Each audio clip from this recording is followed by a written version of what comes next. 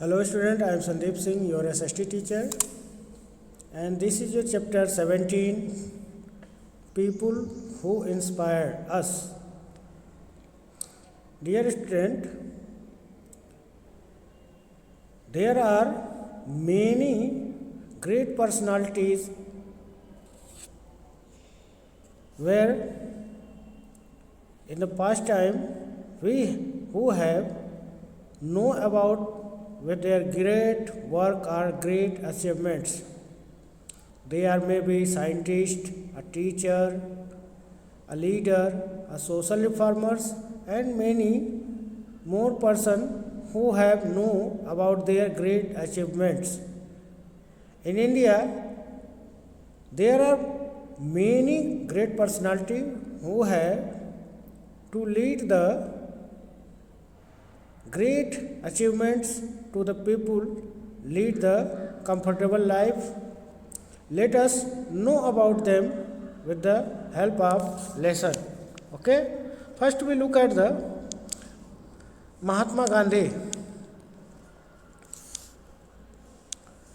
Mahatma Gandhi was born in Porbandar in Gujarat on 2nd October 1896. Mahatma Gandhi was born in Gujarat, a place named Porbandar, on 2nd October in 1869. Student, you have also know that the 2nd October is birth of our second Prime Minister, Dr. Lal Bahadur Shastri. At that time, India was under British rule. Gandhiji spent most of his life leading Indian struggle for freedom for British rule. First we look at the what is British rule. The British rule in India for about 200 years. After many years struggle, India finally won the freedom from British 1947. The British Empire in India was divided into two countries, India and Pakistan.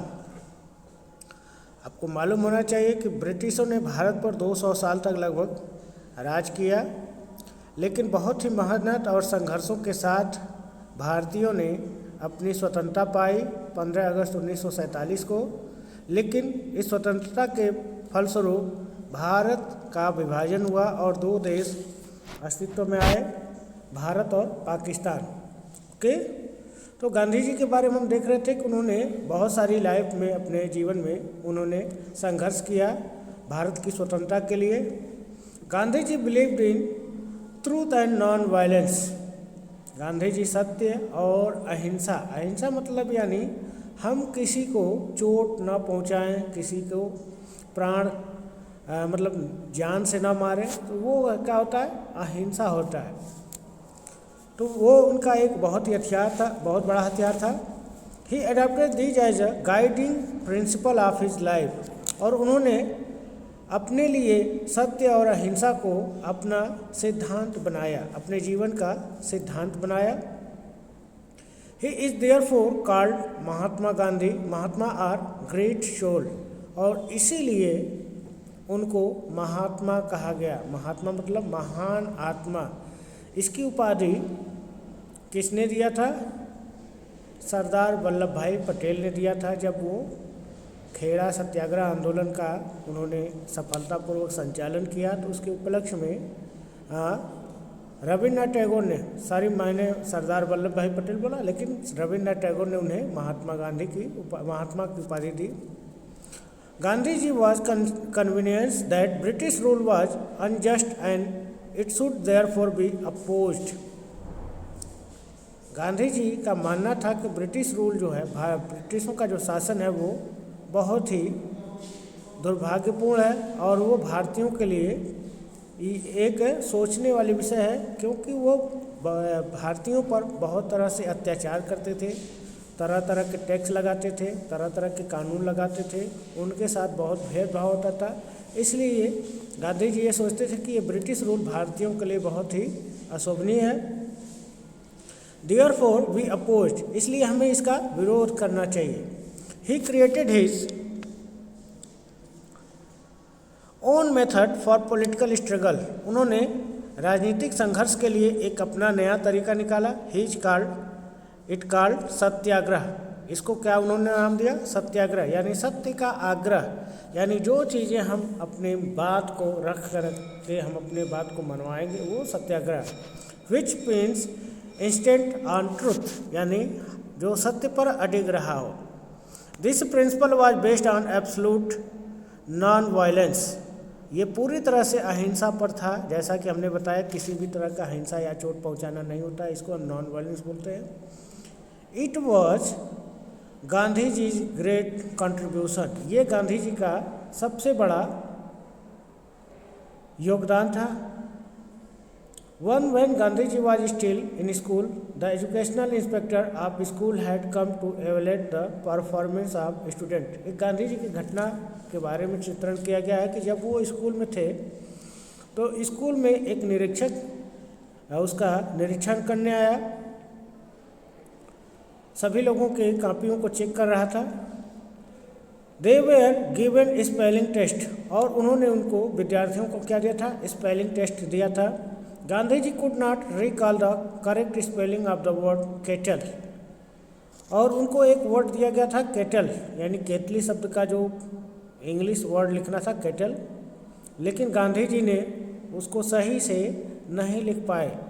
His friend encouraged him to cheat, और उनके सहपाठी ने उनको दिखाने का, cheat करने का कहा कि तुम उसका देख करके बगल वाले से नकल कर लो और लिख लो।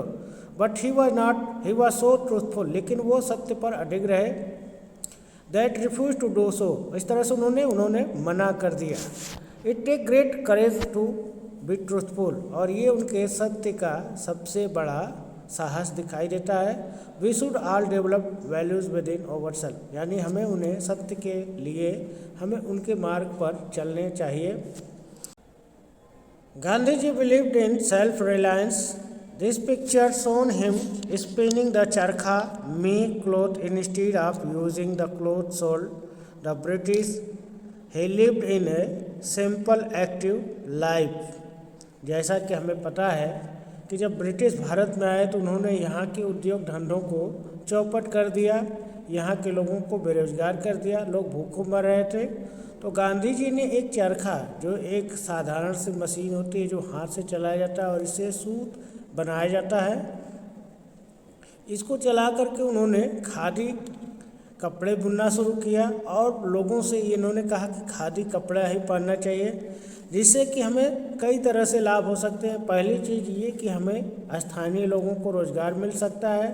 दूसरा, हम दूसरे देशों पर जो विदेशों से कपड़े आते हैं उस पर जो हम पैसा खर्च करते हैं वो पैसा हमारे देश में बच सकता है। इस तरह से उन्होंने सिंपल लाइफ को जीने का निर्देश दिया और उसको अपनाया भी। Next great personality is our Indian Swami Vivekananda. Swami Vivekananda original name was Narendranath Dutt.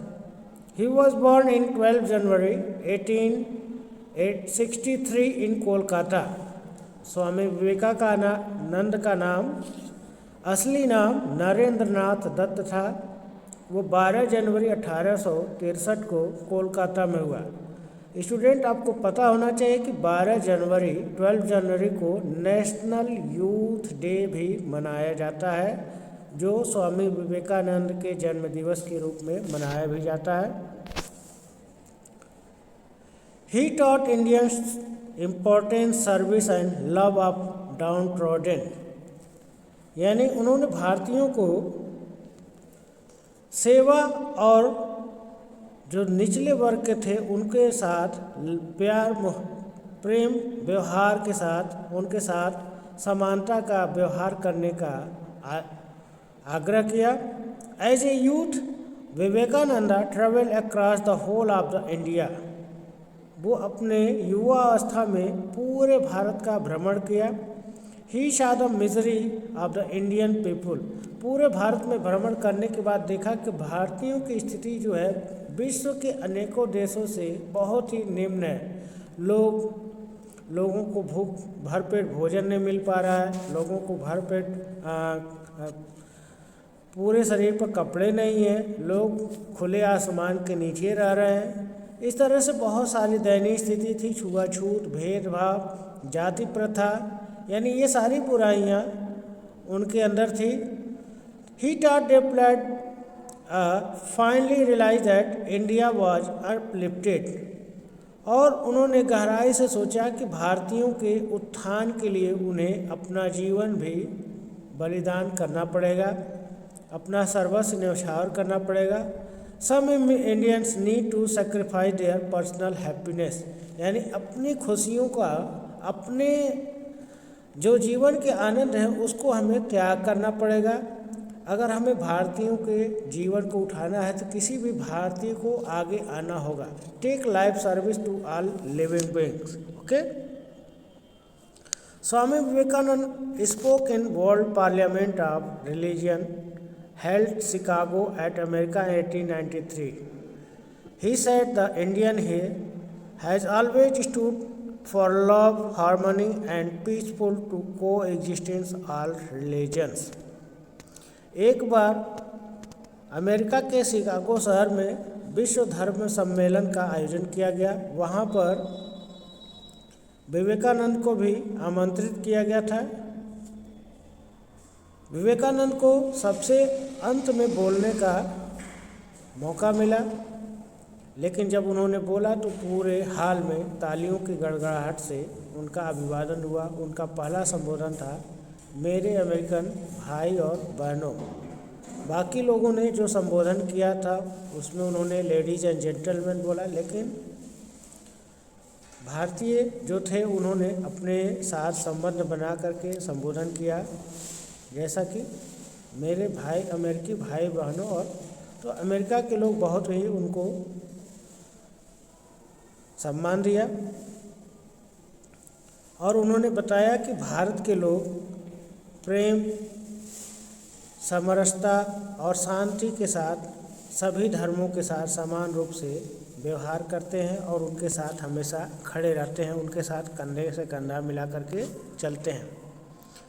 Vivekananda laid great emphasis on the education on women and poor. उन्होंने शिक्षा और महिलाओं की दयनीय स्थिति को सुधारने के लिए बहुत ही बड़ा योगदान दिया। He was convinced that education could help prosper.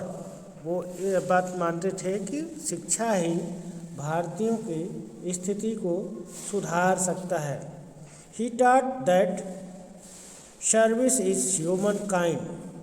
वो लोगों को बताते थे कि दया ही मानवता की सबसे बड़ी सेवा है। And equal to worship of god, यानी मानवता की सेवा करना ही ईश्वर की सेवा करना है। His word continue to inspire the youth, और उनके इस वर्ड से आज के युवा जो है उनसे इंस्पायर्ड होते हैं, प्रभावित होते हैं। His birthday is observe India as national youth day, जैसा कि हमने शुरुआत में ही बताया था कि उनके बर्थडे को भारत में नेशनल यूथ डे यानी राष्ट्रीय युवा दिवस के बारे में मनाया जाता है। अगले वीडियो में हम जवाहरलाल नेहरू और दूसरे पर्सनालिटीज़ के बारे में हम स्टडी करेंगे और उनके कार्यों के बारे में हम अध्ययन करेंगे। तब तक के लिए धन्यवाद। Thank you.